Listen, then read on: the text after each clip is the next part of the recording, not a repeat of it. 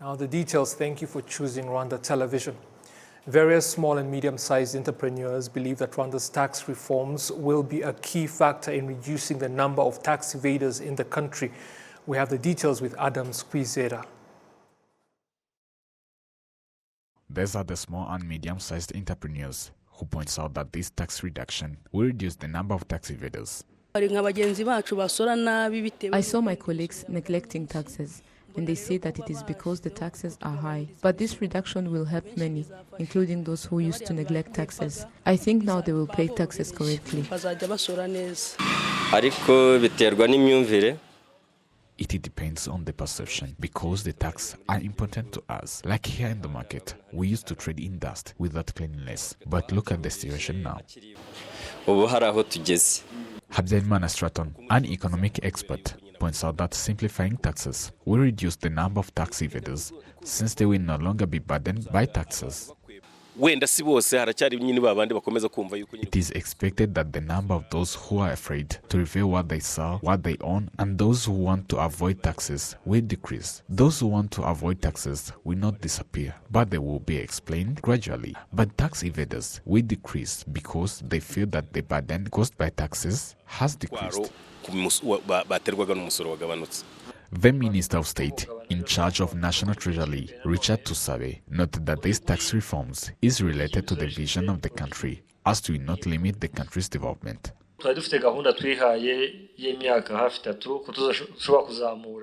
According to our established plan of 3 years, of that we increase the tax at the rate of 1% in accordance to our GDP. We understand that we still have that vision, especially believing that there will be many changes, including participation, the increase of taxpayers and investors, plus improving the way of taxation. It will not shake the country's economy, though there can be a shock of 6 months or a year, but within 3 years, there can be a recovery and speed of the economy. The economist points out that this reduction of income tax rates is expected to encourage investments, both local and those that may come from outside of Rwanda, as to also contribute to the development of the country in general. Adam Squizera, RTV News. Consumers of processed foods here in Rwanda are being urged to check that the products do not contain the compound known as hydrogen, because it is mostly used in oils and fats to raise their melting point, but has also been found to be among the highest causes of various diseases which kill a large number of people, according to the World Health Organization. Olive Nete has the details on that. The product's production and expiration date are the most important considerations for consumers and retailers when purchasing processed food products. However, there are foods that contain hydrogen compound, which is mostly used in industries to turn unsaturated fats into saturated oils and fat to ensure the durability of these products. Most of the time, we traders, we are concerned with the manufacturing and expiry date of the product while purchasing goods. The first thing that I carry to check is the expiration date. After that, I really don't care about anything else. Leah Mfiteyesu, a nutritionist, explains the effect of this compound to the human body. This compound increases bad cholesterol in the blood, which we call LDL cholesterol. This is responsible for blocking blood vessels. It also reduces the good cholesterol in the body, and this may cause heart disease and stroke. When a blood vessel has a plaque caused by the accumulation of these cholesterols, when there is blood pressure, this can destroy these vessels, which lead to what we call stroke. The research also reveals that using oils with hydrogen compound can lead to the second type of diabetes.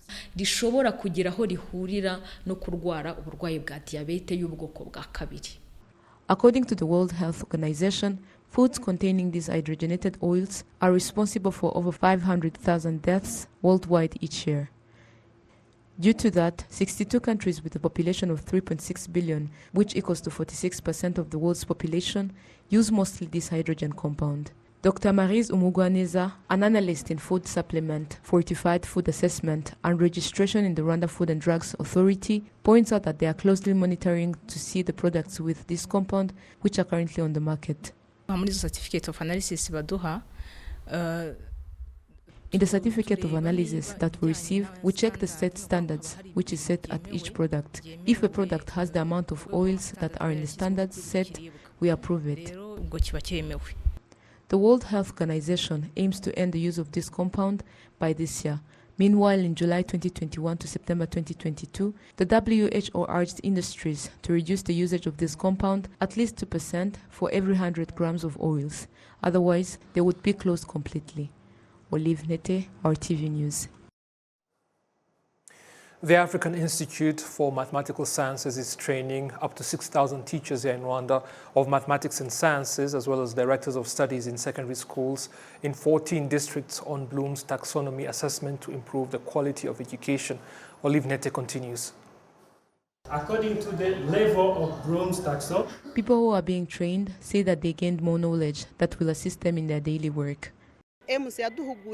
AIMS trained us for a long period. We used to have a very small number of girl students with good grades in science subjects, but currently the number has increased, and I truly believe that these trainings will assist us to further increase the number of girls in science.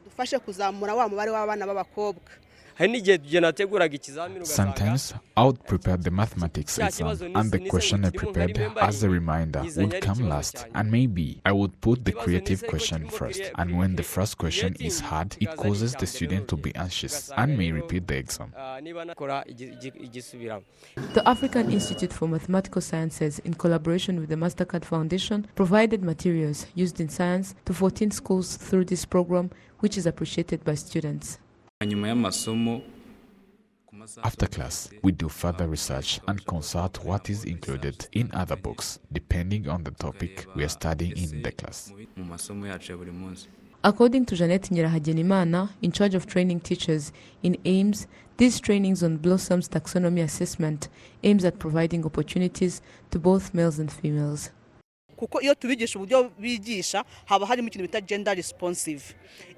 we are training them, there is what we call gender responsive, and that assists the teacher to prepare accordingly by making sure that both female and males participate in the lesson, by ensuring equal responsiveness in class. Through these trainings of assessment, the teacher asks questions about what they teach in class, where both genders participate. These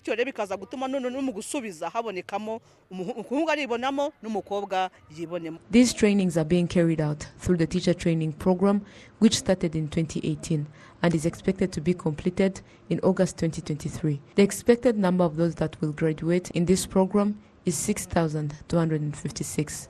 Olive Nete, RTV News. Now to the eastern province, where local residents have noted that excessive consumption of alcohol as well as unemployment in that province are one of the key factors that are leading to the spread of HIV/AIDS there, which is at a rate of 19.2%. Adam Squeezera with the details. Rukomo Center are one of the vibrant centers in Nyagatare district, considering its development, which attracts many people from various places. This center also have a large number of unemployed youth, which can lead them into sexual intercourse, as some residents points out. Fornication is on a higher level in Nyagatare. We don't really know its cause. Maybe it's poverty and unemployment. I wish we had something to do, hence to reduce this level of unemployment. One of the signs that sexual intercourse is at high level is the high number of teen pregnancies in this area, which means that they engage in unprotected sex, which makes Nyagatare district the first in the country to have many teen mothers, whereas the latest figures were 23,000. The statistics shows that in the eastern province, the increase of HIV infection between the age of 20 and 24 is 1.8% for women and 0.6% for men, which means that women are 3 times more infected than men.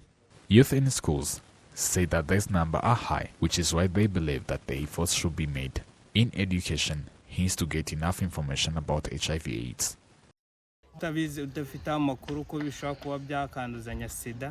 Some don't even have enough information on HIV prevention. Due to that, you find some people mislead others that sexual intercourse can't cause you HIV/AIDS. But if you had all those information, we can't have this high increase of HIV/AIDS.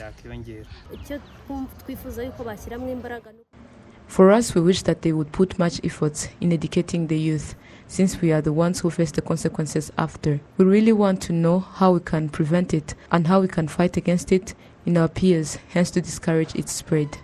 On the other hand, there is still a problem of not getting tested, hence to know their status, where 24% of men and 16% of women have not tested yet, while 67.2% of youth between the age of 15 and 24 don't know their status. Also, lack of access to services related to HIV prevention, such as expensive condoms, lack of access to free services like elsewhere, and lack of participation in testing programs are pointed as the key contributors to the increase of number of HIV/AIDS in Nyagatare district.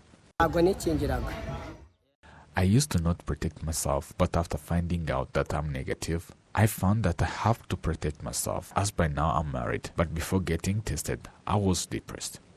The analysis shows that in the whole country, the Eastern Province is the leading in having the number of people infected with HIV/AIDS with a rate of 19.2%, the Southern Province at the rate of 17%, Kigali City 15%, and Northern Province at a rate of 10.8%.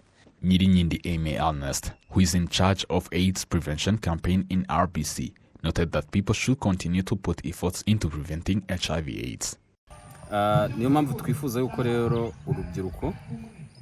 That's why we want to establish various programs for the youth dedicated to educate them on how they can prevent and fight against HIV/AIDS, and also grow that confidence to go for a checkup, plus mobilizing them to be aware of the service related to fight HIV/AIDS and use them as well.